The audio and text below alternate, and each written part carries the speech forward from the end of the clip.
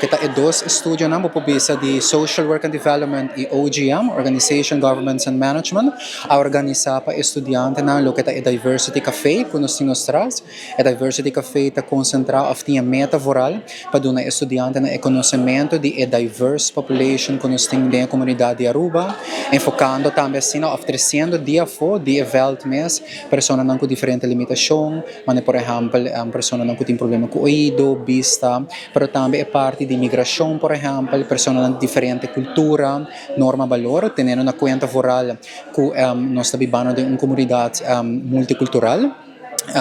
E é importante para mencionar que a Diversity Cafe aqui está gelinkt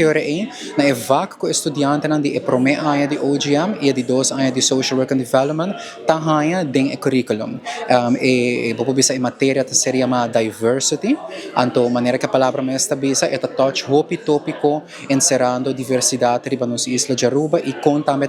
atender em todo caso que é diferente vou bisa limitação de pessoa na Aruba, pero também coisa que por assim fuerte em todo caso. Então, a primeira dia é evento em forma de café, então, com coffee, com snacks, etc. Na dia a pessoa de Welt está presente e assim tem uma diferente conversação com os estudantes.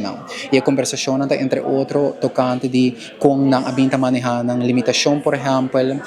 se ever portanto assim de não discriminar, é tópico que tem a ver com diversidade.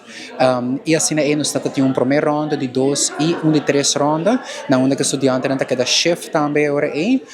e assim finalmente riba diferente conversação com diferente gente da nossa comunidade. Tudo isso aqui aportando na o que está no conhecimento e habilidade oral da área de diversidade, de